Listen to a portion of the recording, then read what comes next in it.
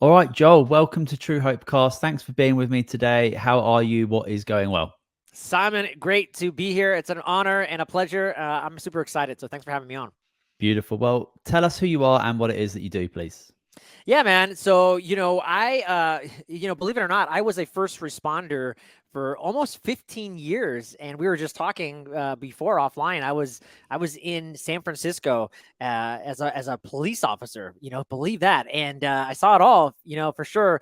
But something happened to me on my journey there. Well, one is, I actually lost my job in the pandemic just a year ago, and so that was one thing that just really uprooted me. But on before that even happened, I'll just take you back. I mean, probably even 6 years ago, I had kind of just realized I want to do something different in my life and I want to do something more.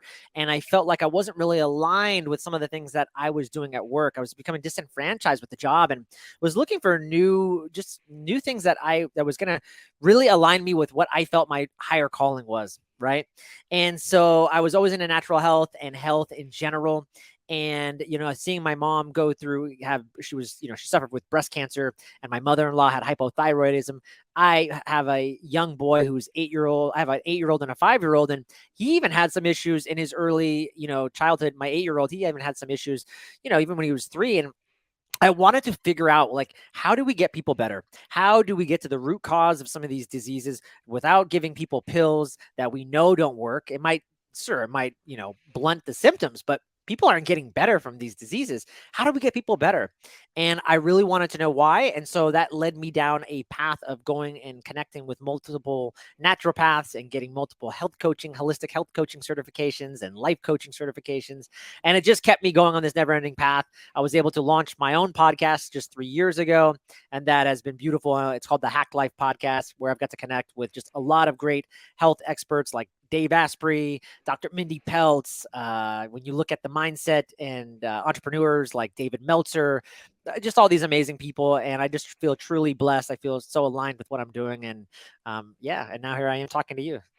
Here you are talking to me. Yeah, well, that sounds like quite the journey. And yeah, it's just amazing that you're able to recognize that what you were doing didn't quite, it's probably serving you in many different ways and obviously paying the bills. And that's a big factor in these things, right? But something quite wasn't aligning with maybe your true authenticity, and you were able to, use that experience and lifestyle you have with natural health and dabbling here and there and just experimenting and finding different things and re-educating ourselves. That's just awesome you've come onto that journey, so good for you. Like, so what's your primary focus at the moment in regards to um coaching and helping people with this? I mean, we're going to get into root cause of disease for sure, Yeah. so like what's the kind of the primary things that you work with at the moment?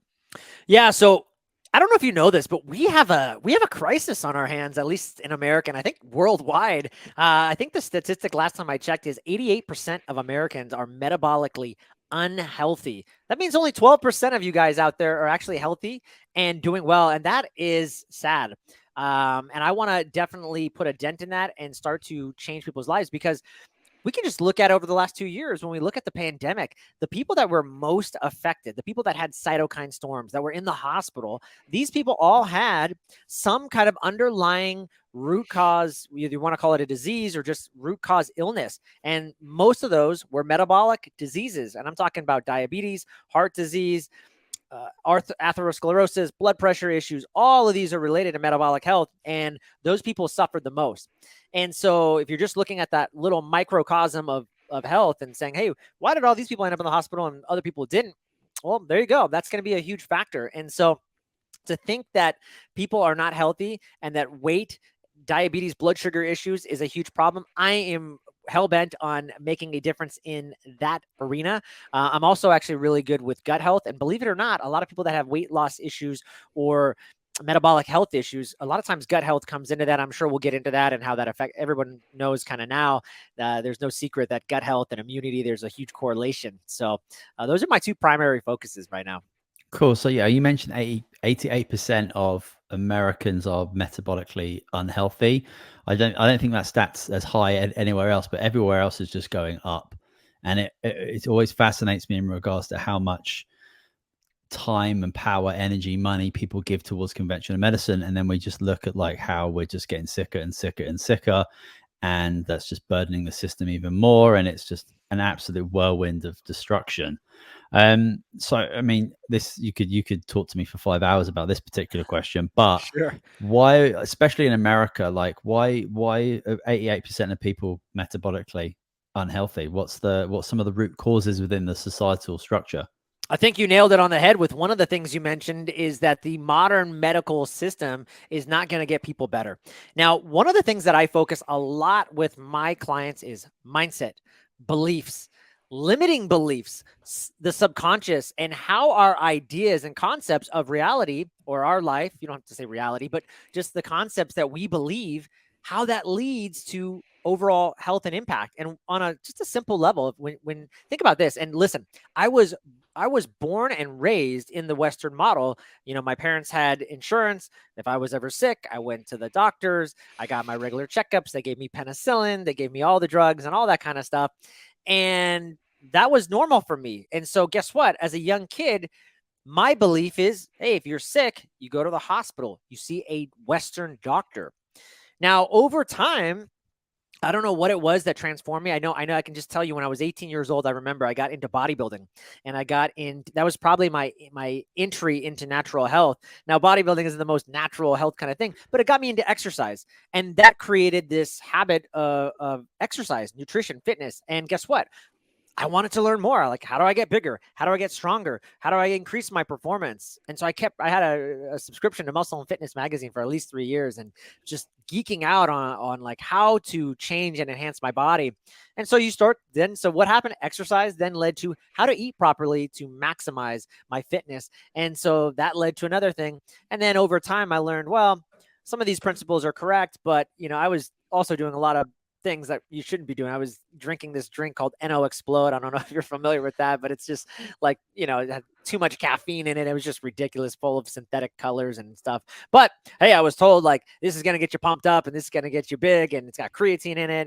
And, I would eat all kinds of processed food and chicken because I didn't care. I just want to put protein in my body, just stuff myself with protein and eat these disgusting protein shakes because I was told this is going to get you big. And hey, we know that protein is helpful in getting muscles big, but I'm just telling you, there was probably some things I wasn't doing right. But again, that led me on that journey to more of a natural health and moving away from the Western side of that Western doctor, right? And then I just was never in the hospital because I was always, pretty fit. So, I don't even know what you asked me because I just went on a tangent talking about that. So yeah, just remind me. So I want to make sure I answer that question.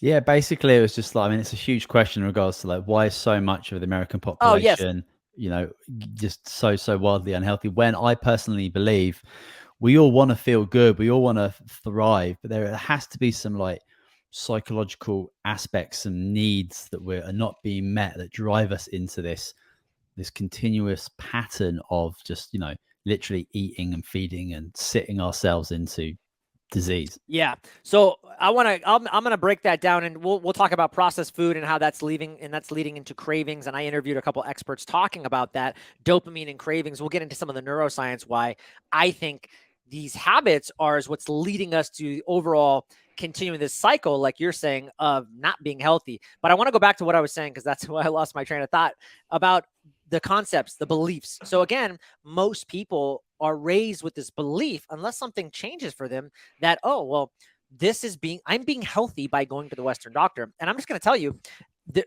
I had a great podcast guest, Dr. Robert Rowan, who's a functional medicine doctor. And he said, Joel, I'll bet you $100 right now. And I've done this with thousands and thousands of practitioners in the world. I will bet you $100 right now if you can name a disease for me that a pharmaceutical has ever cured.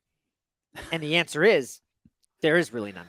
So you might be able to find some technicality, but the reality is you're going to be speechless. And he hasn't lost that bet yet. So here's a guy putting what we're talking about on the table, and he's putting some money up, and you can't answer that. But yet we're all under this guise that, oh, well, the Western doctor or that kind of medicine, that kind of system is how I get better. And I don't see that. I was at a hospital recently because I had to get some blood work done, and I was amazed. I was just sitting there kind of taking it all in. I'm like, wow, this is a hospital, right? You think of wellness. There's nobody in here that's well. Everybody here is sick. This is a place where sick people go. And they just get sicker is what I see over and over again. And even, you just look at the food pyramid and there's so many just problems with that. But basically what I'm getting at is we are getting our information from these doctors or experts that we trust, we're putting our faith in. And I just got to say, I don't think, again, name the last time they've ever cured a disease or gotten somebody better. They haven't. Yeah, I mean, sure, they can blunt your your symptoms, like we talked about in the beginning, but they're not getting people better. Who's getting people better? Naturopaths, functional medicine docs, chiropractors, some of these people that I'm around. So that's the way I look at it. So I think that's a big thing, and people need to come out and really start getting some awareness of, hey, what are my beliefs and what are my ideas of health? Because if you're under the belief that the Western doctor is how you get well, I'm not seeing it. And I think if you take a step back, you'll realize that's not true. So I think a huge, huge component is beliefs, right? Yeah, you spot on there, because I'm just thinking about, like, when kids play doctor, and the way that they're depicted in cartoons and in books, like, it's, so you get sick, you go to the doctor, you get sick, you go to the doctor. It's almost like we're pre-programming our children to recognize that that's the only option. I don't think I've ever read or seen a cartoon where someone gets sick and they go and get acupuncture. That might be a little genre open there for that. You're right on. You're spot on, brother. Yeah, so just as we see our parents and other adults interact in the world, we obviously learn those behaviors, and we learn that, we get sick, we go to the doctor, we go to the hospital, whatever that is. And we believe that they're going to cure us or treat us, or do whatever. And obviously we've got surgeries and, some quite remarkable emergency medicine that does quite wonderful things. But yeah, at the end of the day, it's very, very limited system. And especially if you're looking at chronic disease, root disease, there's nothing for you within that model. And you might spend 10, 20 years coming off different types of medications and trying different things, even surgical interventions at times. Most people hopefully will find their way to natural medicine, but it sucks that they have to go through so many, sometimes decades of struggle and strife, and they never find somebody who actually, like, sits there and listens to them and gives them a little bit of self-responsibility with it, because we look at going to the doctor about getting a pill or just getting a prescription, getting something that's going to fix our 20 years of eating badly. It's just not, it doesn't really work like that. It's not really the reality that's actually out there. So yeah, it's great that people like you are out there that are able to, educate yourselves and learn more, and then inevitably go out there and just try and help people not have to struggle for so many years before they inevitably realize that conventional medicine is not really going to serve them in the long run. I'd love to just talk about root cause of disease. Can you tell us a little bit about that, like, for people who may have heard of it, don't really understand it? Because we have different pathologies, different diseases out there. I've got names, ticking box of symptoms, and then that's what that is, rather than looking at root causes and origin. And how does conventional medicine miss the really important idea of, like, what a root cause is? Okay, so amazing question. Here, I'm going to actually tell you just a quick story, just kind of highlight what you're talking about. This is what is the Western medicine? What are they missing, right? So I had a client I was working with, and she had clearly, she was, entering her, 40s or 50s. I can't remember exactly. And she was having some hormonal issues. And she goes, hey, listen, I want to get my hormone panel ran. And they go, oh, okay, well, yeah, we can do like the very basic, it's a very general panel they'll do there. And she goes, no, you don't understand. I want my estrogen. I want my T4. I want my reverse T. I want a whole, I want the estradiol. She's like, did you know there's like multiple forms of estrogen? I want to see each one of them. And they're like, whoa. We don't do that. She goes, that's what I want. I want to be able to see it. And the nurse is like going back and forth, or she's telling me the story on the phone. The nurse is going back and forth on the phone. She goes, listen, we don't, sorry to tell you, but we don't treat, we don't treat you for that. We just treat the symptoms. That's it. And I thought that was so hilarious, because I wasn't on the phone with her, but I thought, wow, it was probably a very organic conversation. And there was probably, the nurse was probably being very honest. Like, no, like, we just don't do that. And so I just thought it was hilarious, though, that she had just admitted to her on the phone, like, yeah, we don't get you better. We just treat the symptoms until the symptoms just manifest to, even worse that we can't treat them, or we have to keep changing or prescribing different drugs, right? Because they don't work as, they're not as effective. And they So do very limiting tests to actually not really give you a full picture of like what's going on. It's like, obviously that type of thing is expensive, but at the end of the day, it's kind of like, if you really wanted to do if you're going to do a blood test, do it properly and, you know, get really specific with it. So it's a very interesting thing that we don't really do like the full hormone panel. If we're looking to do a hormone panel, like a lot of people don't recognize that there's so many more hormones out there that we could be testing, actually getting a lot more information from, but there's a weird yeah, because iffy thing going on. they don't want to get you better. Unfortunately, that's the truth of the matter. I was I always think about this as an entrepreneur and a business owner myself, and having a virtual coaching practice. I always think, man, what an amazing business model. Like, you get to actually come out and say like, hey, I don't have any results that I actually won't get you better. I can't promise I will. Eventually, actually, this medicine will probably make you worse, but it can actually make you feel better temporarily. And by the way, I'm gonna put you on a subscription model for 30 years with me for like some diabetic pill or whatever until you die. You good with that? And I just think like, wow, I wish I had invented that. Like, you're going to be on a 30-year subscription membership model with Joel, and he's just going to collect your money every month. And I actually won't get you better, but you're going to continue to pay me. I'm like, what an amazing model. No responsibility and infinite income, right? Regular income.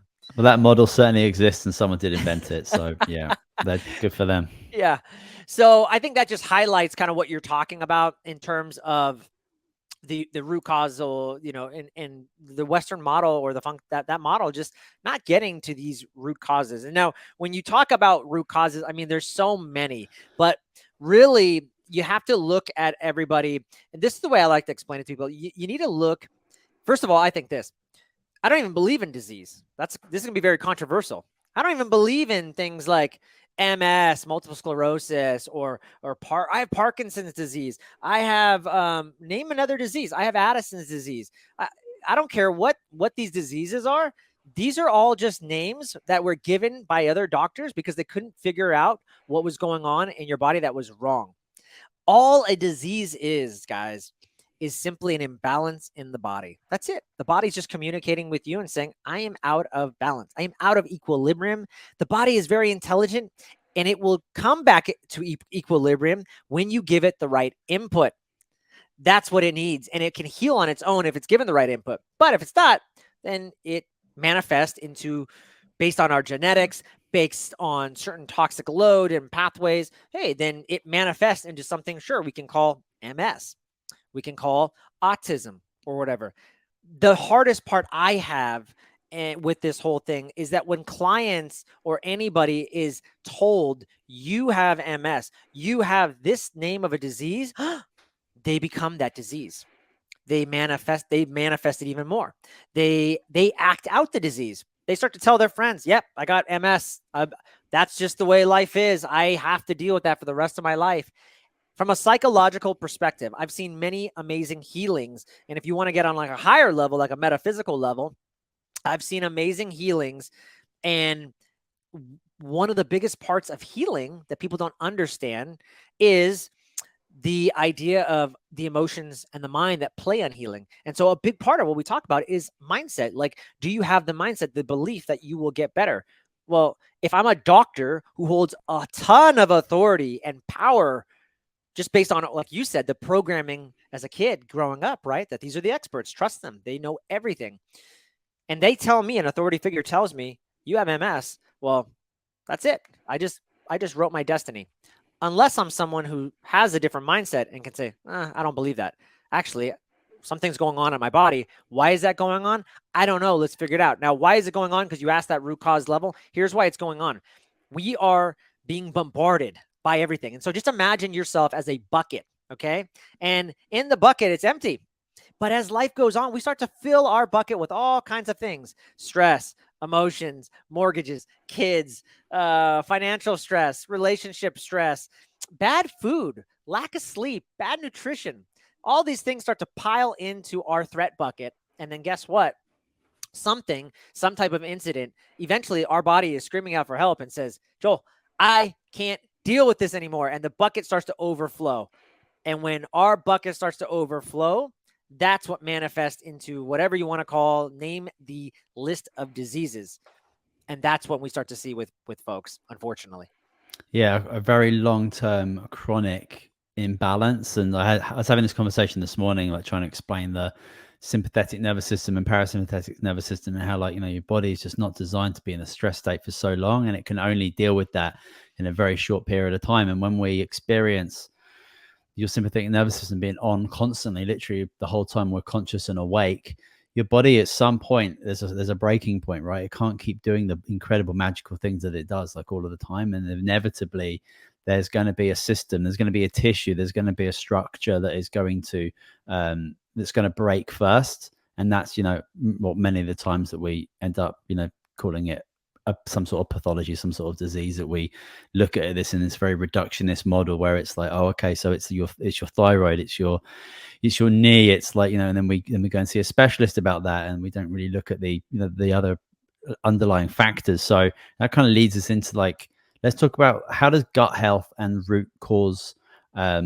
come together? Because, yeah, like, a lot of people, they'll go and see their GP with a problem, they might go and see a specialist, and they're just like narrowing down the body part, which doesn't serve, because that individual doctor you're going to go and see, like, sees patients about their knee just like 100 times a day, right? And Yeah. that's all they know, that's what they focus on. If you're going to ask them about your shoulder, they're like, go and see a shoulder guy. So it's like, where are we missing in regards to, like, the root cause of disease, and then how does the gut come into it?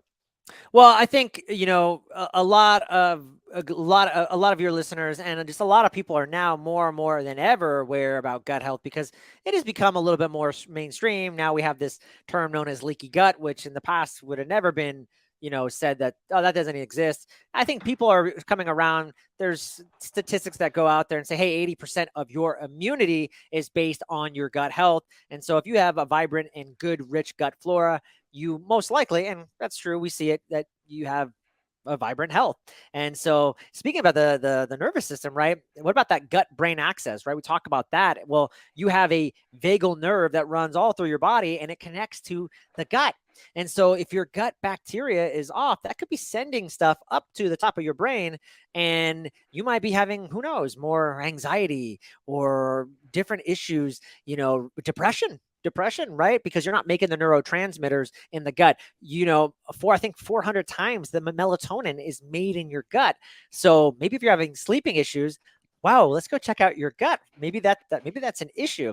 And so, there's a lot of correlation. One of the great things too with the gut, and I like to talk about that vagal nerve, is if you ever had butterflies, or, you're about to go on stage and talk, everyone gets queasy. They get nervous in their stomach. Well, why are they getting nervous in their stomach when it's an emotional thing? Well, guess what? Your vagus nerve is communicating with the stomach, and it's communicating up to your brain. And that's why you feel that gut brain connection. So there's a huge thing. And we were talking about, I mentioned autism too, right?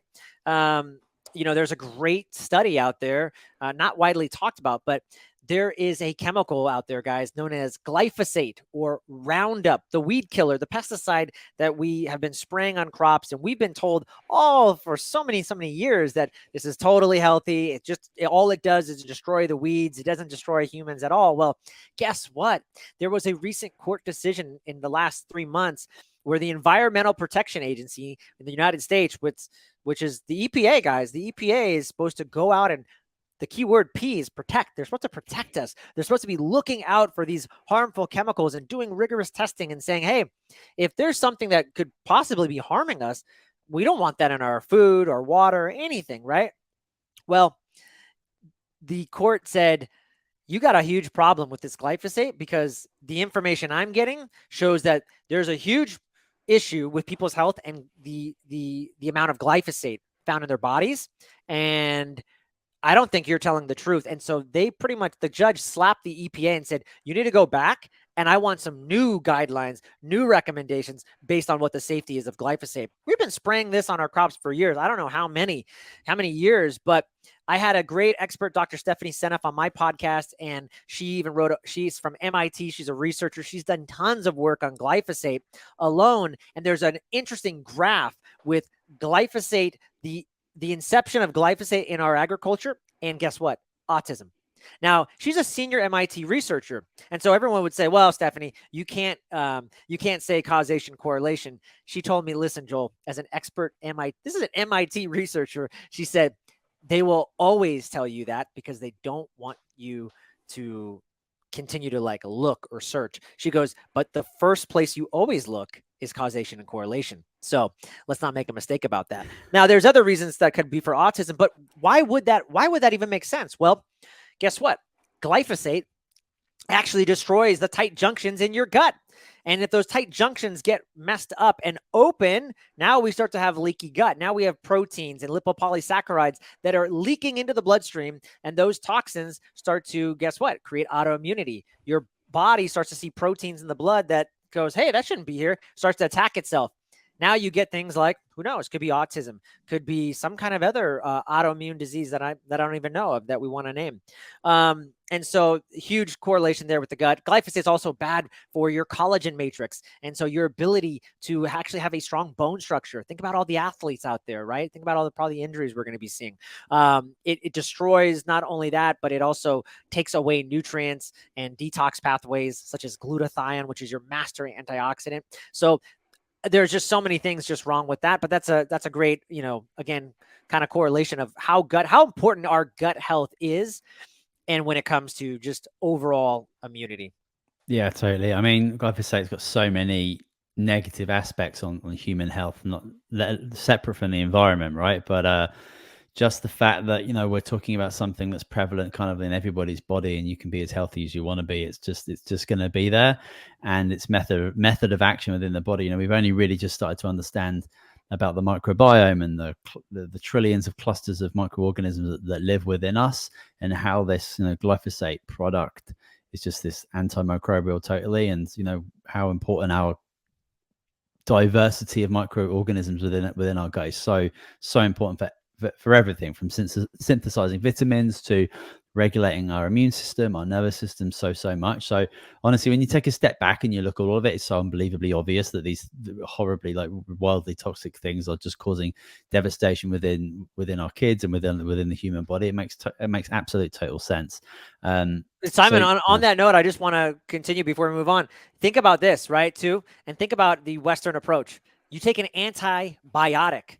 Well, I was loaded on those. Well, I just interviewed an expert recently. He said, Joel, like one antibiotic, like one pill, I think it's like one pill kills like 2/3 of your microbiome. It's just like a napalm bomb going on in your microbiome. Now, why do we feel better with that? Well, yeah, it does kill the good bacteria, but it also kills, the bad bacteria, but it also kills the good. And what we see usually is the bad bacteria then grows back and overpopulates. And now you've got a whole nother issue. So you might feel good in the interim, but long run, you're not going to be doing too good. And I've seen it happen with a ton of clients. And just think about, I love words and I love the etymology of words, but just think about it. Antibiotic, anti meaning against, bio meaning life. You are killing and crushing life. And these organisms, the more and more I learn about the gut, I'm just fascinated because, coming from the holistic health practitioner kind of lens, even I would look at, hey, if you have an imbalance in your gut, you have candida yeast overgrowth, you have parasites, you have H. pylori. Oh, well, guess what I'm going to do? I'm going to take my assassins. I'm going to take my herbals that I know, like oregano and some of these good synergies, and I'm going to destroy that candida. I'm going to destroy that H. pylori. Well, guess what? We all have E. coli in our gut. We all have candida already. We all have H. pylori in our gut. These are normal, actually, bacteria.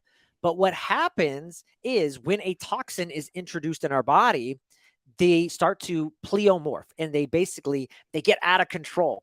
Kind of just like the antibiotic. They get out of control, they overpopulate, and now we have too much H. pylori in our body, and now you start to feel sick, you start to manifest these symptoms. And so instead of really going after and killing everything in our gut, there is like this amazing relationship that you were just talking about. There is this kind of this harmony and equilibrium in our gut, and we need to bring it back into balance because they're all communicating it. But if it gets out of whack, then we think about, we got to kill it. We got to get rid of it. And so I don't know if the approach, even I'm starting to change the way I work with clients in gut health. Do I really want to kill everything? No, I don't think I do. There's some stuff I do want to kill, but I want to bring it back into balance is the bottom line. Yeah, and remove the toxin. Yeah, totally. I mean, you want to do whatever you can to help the body do its normal thing, right? Obviously, we have this baseline microbiome that we're kind of born with, hopefully from like a normal vaginal birth and breastfeeding, all of those wonderful things. Yeah. Not everyone has the ability to experience that, but certainly, like if you're going to annihilate your microbiome with something like antibiotics or consuming foods that we know are injected with antibiotics, and we're getting clusters of them as well. Like you can probably have like the best water systems on the planet, but there's going to be like small chemicals that we all pee out and it gets filtered back in. Those chemicals are so small they are not getting filtered out through water systems, so we're consuming these things on a daily basis. And yeah, if we're not replenishing and using ferments in our diet, and even exercise comes into the fruition of good quality bacteria, they're all fighting for space and food in there. So if there's they're all opportunistic, right? So if we annihilate all the good guys, these bad guys that are very much like normally in there, like you're talking about, like E. coli and these other microorganisms, even viruses and fungi. They're all supposed to be there and work Yeah. kind of technically synergistically, but they're all kind of like fighting for space Yeah. and food. So yeah, it's like it just makes total sense that if we do not have this diverse microbiome, all these microorganisms, then we're going to have issues. And then that just goes to show, like, most people's diet is like like maybe 10 to 15 foods, and how undiverse that is. And if you were to compare that with maybe 100 years ago, where we'd be eating probably 10 to 20 times more different foods because we'd be eating seasonally, and we would just be we kind of grab what we could get. We're feeding different types of bacteria, and we're creating that diversity, which is like so vital and so important. What type of gut tests are available that aren't unbelievably expensive, that can give us some decent information? Yeah. Okay. Great stuff. I'm actually going to give your users a free test that one of my mentors gave me. Okay. So this is going to be really awesome. So here's the thing. Do you guys want to know if you have parasites in your body? Well, I'm going to give you a simple test. So go ahead and take your two fingers. And I want you guys just to put your two fingers up to kind of like your carotid artery in that area. And just notice, do you have a pulse?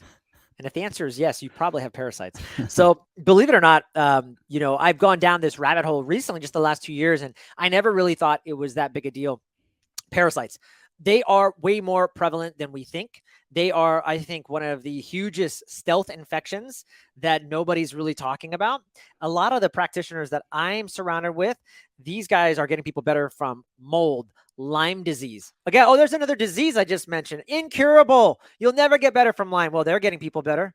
How are they doing it? Well, one of the root causes that we're seeing is parasites, guys, believe it or not. And so you don't need to go to another country, and that's, I think, the belief in the United States is, that's, you just get that when you go to Mexico or you drink some bad water. Or that's just something that happens in foreign countries. Well, that's not true. You can actually get parasites very easily by walking barefoot on the soil or outside where you're walking. I mean, it could be that simple. Just your water. You're talking about water a lot. Yeah, I'm a big believer in drinking distilled water for that very reason, because there's so many toxins and there's just so many things in our environment, radioactive chemicals and things like that. You can't protect for it. And so I drink distilled, but we can get into that later. Or, by the way, everyone should do whatever they feel they're comfortable. But that's one of the reasons I've chosen to move to distilled. So yeah, parasites, there's an easy test for you. I just gave you that. And here's the thing, 70% of parasites you can't even detect on a test. So I've had my 4-year-old do a stool test, a 3-day stool test, because I wanted to check out and see, did he have parasites? And we didn't find anything. And you know what? Honestly, at the time, maybe he didn't have anything. But here's the fact of the matter. Like I just said, 70% of them are even undetectable. You can't even see them. So, I don't know if a stool test will be great. But by the way, stool test, that's one that you can use if you're looking for parasites, E. coli, occult blood, things like that. We personally, in my practice, we run a 3-day because that's the best results. A lot of the Western approach, and I have a lot of clients that have insurance and they will go and they will get a 1-day because that's just what they do. And that's fine. Sometimes you get some good data back on that. And if your insurance is covering it, do it. But what we found is doing a 3-day is the best and the most comprehensive to get the best kind of results. So yeah, you could do a stool test. I am a huge fan actually of organic acids tests. You get over 70 biomarkers. It's going to take a look at your B vitamins, your vitamin C, the way you methylate things in your body. It's going to take a look at some of the big ones that are up there, candida yeast overgrowth, which and it can even detect some levels of mold. So if you're really high in certain areas of yeast, it probably suggests you have mold. It's technically not a mold test, but it will show that. And that's a great one, guys, because it's a simple urine test. Those aren't cheap though. They're probably $300, $400 on the low end, but you get, that's my favorite, because not only do you get some good gut info back from your gut health, you get just so much info. Like I said, over 70 biomarkers on what other processes are going on in your body. And so I think that's a wonderful test. There's another good company out there I'm sure a lot of people know about called Viome. I took a test with them early on. I haven't done one recently, but they're constantly innovating, and they're really looking at, kind of like you said, the microbiome and saying, hey, how are these microbiomes communicating with each other? And so if we do a microbiome test, which is a stool test through Viome, if we do a test through them, what can we uncover to see, hey, what probiotic or prebiotic, what do you need more to bring you back into balance? Kind of like that, what we were talking about is, do I necessarily want to kill everything? I don't think so. And so they're looking at ways and to bring the gut back into harmony just simply by the certain foods you're going to eat, or or some supplementation. So I'd say those are probably the top 3 or 4 that I just gave you. Beautiful. Thank you for that. I appreciate it. Can you introduce us to the idea of biohacking? Big word, big hot topic word. But not everyone has probably heard of it or can tell, give us an example. People can't give us an example of it. So like, can you maybe introduce the idea of it, and then, yeah, we can take it from there. Yeah, and I think I'm a good expert on this. I was just at the biohacking conference. Well, I call it it's actually called the Upgrade Conference now. It was in LA just a couple weeks ago. Dave Asprey, he's known as the godfather or the father of biohacking, and it's his 8th conference that he's put on, and that was a lot of fun. And I want to be very clear, because what I've noticed from talking to people is biohacking, again, it's his 8th conference, so it's been around for at least 8 years. But a lot of people, when I mention the word biohacking, they think of transhumanism. They think like I'm cloning people. It has nothing to do with that. So it actually, again, if you're looking at words, bio meaning what we talk about, life, and your biology. And then hacking, Dave Asprey, who's coined this term originally, his background was as a computer hacker. And so he was 300 pounds overweight. He was in complete and just utter terrible health, 300 pounds overweight. And he was trying to get himself better. He suffered from mold and Lyme disease and other co-infections. He was And in the 88%, was he? he was in the 88%. And guess what? He was doing all the things that the modern doctor was recommending. He was eating exactly the way, the diet of the food pyramid. He's going to these doctor's appointments and he's not getting better. He's getting pissed off. And he said, I want to get better. And so he went on a journey, a quest, and he spent like over $100,000 over several years just paying these functional medicine gurus, doing things like ozone therapy and hyperbaric oxygen and red light therapy and cryo, all these fun things. And he started to reverse his health in a positive way, and he got himself better. And so he's like, wow, I want to share this information with people. And so he looks at the body, the way he was looking at it was from like a computer hacker. Oh, well, how can I hack the system? How can I hack my biology to make it work better for me? And so that is how the term biohacking was created. And so, like, I was at the conference. It's a great time to connect with a lot of alternative health practitioners, but like they have a tech hall out there, and you get to connect and you get to do, like I was at the tech hall, I was doing like vibration plate. I was on vibration plates and doing exercises there. I have a device in my house. It's called a Newbie. It's a NewFit by the company NewFit, NEUFIT. It's one of my favorite biohacking devices, and it's an electric stim device. And we've seen a lot of good actually results with people in the MS community, people that suffer neurological issues, had TBIs, athletes like Trent Dilfer came back from an ACL injury and was back in like 4 weeks. They said, oh, it's going to take you 6 months. And he was playing, I think, in 2 months. So people are cutting down their injuries by like over 50%. And he's not the only one. There's tons of athletes using electric stim therapy, this specific kind. And so you get to do stuff. There's some cool things like that. Again, we would think, hey, you can't get better. It's going to take you 6 months to rehab the conventional way. Well, what if we, quote unquote, biohack it using some of these systems like electric stim therapy, cryotherapy, HBOT, hyperbaric oxygen. What if we do some of these things to enhance and augment our body? Can we get better faster? Can we live a more fulfilled and better life? That's to me what biohacking is. Cool. Are there examples that you can do without having to, buy machinery and equipment and things? Like if I wanted to experience biohacking today, what could I go and do? Okay, listen. I have a podcast called the Hack to Life podcast. I created that name because I was so enthralled with biohacking and it really helped me change my life. I also hate the term biohacking because I think people think, oh, I'm just going to hack my way to fitness. I'm just going to hack my way to like you said, Quick fix. neurofeedback, a quick fix. And I can't stand that because, I get disenfranchised with the term biohacking for that reason, because at the end of the day, you need mastery. And without mastery, consistency, habits, discipline, you will never get to where you want to get. You will never hack your way out of Lyme disease. You just won't. You got to have a system, you got to have protocols, and you got to be led that way. Consistency. So when I always come back, nobody needs any expensive equipment to do biohacking. I think the most powerful biohack you can actually do is sit still and rest in your mind. Like actually tune out and be present. That is one of the hardest things, even for me as an entrepreneur, CEO. I have 2 boys, and being present and not thinking about, oh, what TikTok video am I going to upload and make the most views this week? Like at the end of the day, none of that matters, right? And being present and connecting, like we're connecting one-on-one. I mean, connecting with your kids, like that's the ultimate biohack. Your mind is more powerful than anything. And you don't need a neurofeedback device or anything to do that. You can sit quiet, you can sit still, you can meditate, you can do you can do visualizations. You don't need any biohacks for that. So if you were to ask me, that's the number one thing I would do. Have control of your mind and your emotions. There's nothing more powerful than that. Yeah, I mean, examples of like that of biohacking. Those ones you were just talking about. I mean, they're just they're ancient methods that we've just kind of like forgotten, right? Like meditating and staying present, yoga, for example. Yeah, like these are all things that we can easily put our minds and bodies into.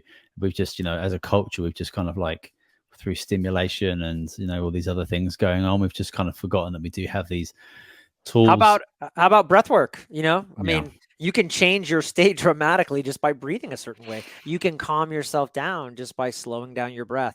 Actually, hey, here's one free biohack for you guys too. Take a cold shower. That, all you need is cold water. The neuronal growth and dopamine hit you will get from a cold shower or a cold plunge, it's astronomical. It's like more of a dopamine hit than like you could do from cocaine. And I mean, you want to wake yourself up. You want to charge your mitochondria, charge your body. That's another great free one. Yeah, I've just got my wife into jumping into this like 100-gallon horse feeding thing I've got out in the garden. So before in the summer here, it gets ridiculous. It gets into like the high 30s, so it's ridiculous. So I'm like spending hundreds of dollars on ice, but now like the weather's tipping, and now I can get the pool just out of the tap to about 2 degrees. But she never wants to go in, but like after she's had like a hot shower afterwards, she's like feels absolutely phenomenal. And that type of thing, like that might sound like just like doing an ice bath or doing an ice shower, like might sound like a simple, easy thing to do. No. It takes commitment, it takes patience, it takes breath work, it takes becoming overcoming your body, because your body's going to do absolutely everything it possibly can do to get you out of that shower, make you turn the knob back up to hot. It's going to do it, but you can master your body by using your mind, and it's a really very, very powerful technique. It's one of my favorite things to do. I don't get a whole lot of time to do those types of things, but you will not be able to take an ice bath 3 to 4 times a week out of my schedule, because it's just something I'm super committed to. Changes my mood right away, gets me super started to the day, and it's a big transitional period for me, because going from like waking up to family breakfast time, and then I need to transition into like work mode and thinking about that. Like we don't usually have a lot of those transitional experiences. You can certainly like drive to work or whatever, but like no, I want to like do something that's going to like get myself like prepped and like a clear transition from like home life into work and then back again. So yeah, it's an awesome one that I recommend everyone try. Yeah, brother. And actually get with me offline. I've got a great cheap affordable solution that you don't need to have ice, and I think it'll get you to the temperatures you want. So get with me online, and Cool. I'll share that with you. That a good friend shared with me, and he rigged up his own thing, probably for like less than $300. So That's awesome. Yeah, because some of yeah. those like specialist like rigs for the ice bars, they're like, they're $6,000, $5,000. They're absurd.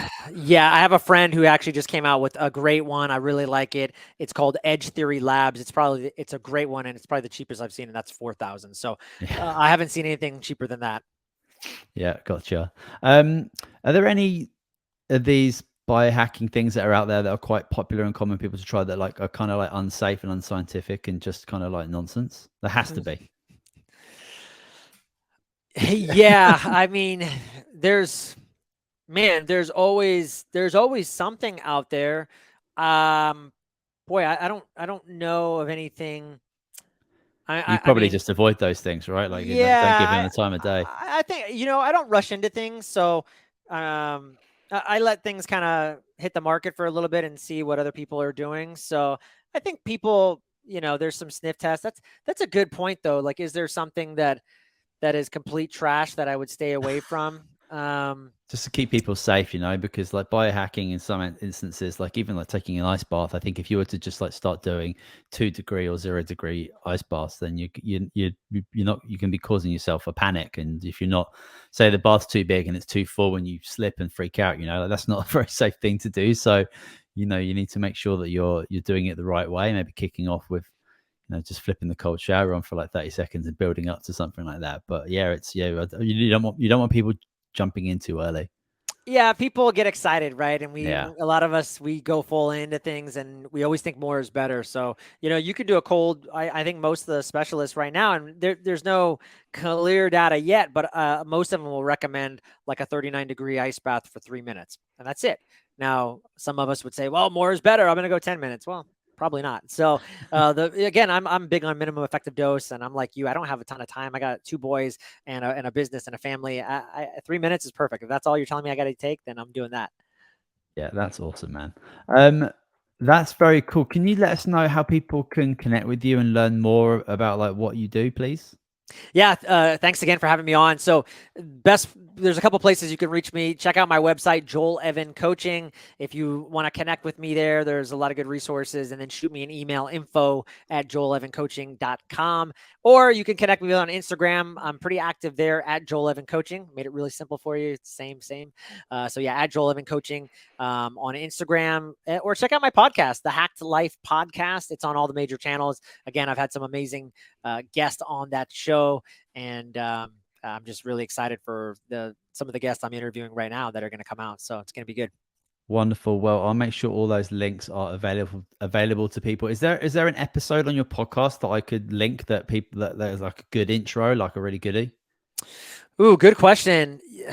There's so many. It's funny. I had just 2 experts recently that I mentioned to you about dopamine and cravings, and these people aren't popular necessarily, but I feel like these are like some of the most impactful episodes I will Hmm. probably do, even though they may not have like the biggest names, because the topics and what they're talking about and what we were talking about, metabolic health, how people are suffering from cravings and they're wondering why, how do I break these habits? And I think those episodes are going to be truly transformational. So it's like, it's hard because I think about that. And then from a mindset perspective, I think I did a short interview with David Meltzer that was just 20 minutes. I mean, that was just amazing. I mean, if people listen to that and they want to talk about manifestation and reaching their goals, I mean, 20 minutes, I mean, you can learn so much. But if you're going on popularity and you want to learn about fasting and more about biohacking, check out the episode I did with Dave Asprey. I can send you links for that. I mean, that's a good one. Yeah, I think that'd be a great introduction. I'd love to get you back on the show to speak more specifically about weight loss and how we can wrap all those things into it, gut health, root cause, biohacking, and what people can do in regards to kind of like the biggest thing, which is weight loss. And yeah, we talked about it at the top of the show in regards to like the evidence was super clear during the pandemic that it was the obese, overweight, unhealthy people that were dying. So I hope that people have I know that's probably not mainstream information at the moment, but hopefully people are learning about that and then what they can do in the right ways to manage that. Because I don't think that, Weight Watchers and the food pyramids and the my plate things is really going to get people there. Well, it isn't, because it's clearly not worked in 60 years, right? So we have to be doing these different types of things, and it's awesome that you're out there, and we've got so many other amazing people out there, and the fact that we've even got this unbelievable platform of podcasting where people can come on and share information from all around the world, and we're just like getting it done, and we're serving, and we're just holding space and opening up that whole community, because people are just absolutely desperate for this type of information. So it's great that we're out here doing it. Likewise, brother. I always say iron sharpens iron. And so here you are, you and I are here both, trying to make people better, and you making me better. I'm making you better, hopefully. So yeah. Awesome, Joel. Thanks very much again. And that is it for this episode of True Hope Cast, the official podcast of True Hope Canada. We will see you next week.